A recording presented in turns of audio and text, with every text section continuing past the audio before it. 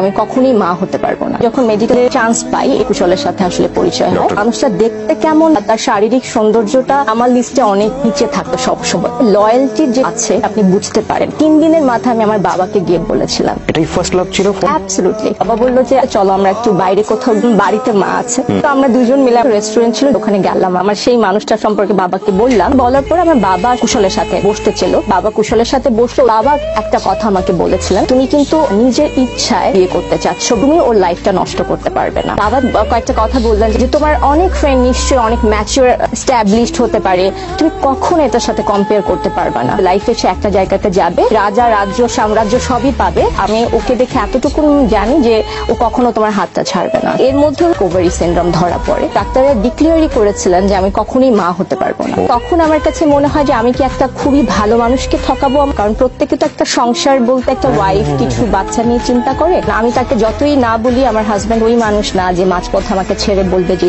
ওকে। আমার শাশুড়ির সাথে তো আমি এই ব্যাপারটা নিয়ে আলাপ করেছি, তো আমার শাশুড়ি জিনিসটা বুঝলেন। শাশুড়ি একটা কথা আমাকে বলেছিলেন, তুমি যে পিছনে হতে চাচ্ছ, কুশলের যদি আরেকটা মেয়ের সাথে বিয়ে হয়, আমার ছেলের ঘরে একটা বাচ্চা নাও দেখতে পারি, আমি তো একটা মেয়েকে ঠকাতে পারি না। উনি বলেছেন যে আমার দুনিয়ার কিছু আসে যায় না, তোমরা ভালো থাকো। ঘরোয়া ভাবে আমাদের বিয়েটা হয়। আই হ্যাভ 3 বেবিস, আলহামদুলিল্লাহ। আপনি আসলে রিজিক হিসেবে নিয়ে এসছেন, সেটা আপনি পাবেনই। এই যে বিয়েটা হলে বাসা থেকে কুশলকে দেওয়া হতো 3000 টাকা। ওই 3000 টাকা থেকেও মাসে 500 টাকা বাঁচে টাকাটা পাঠাতো আমার জন্য।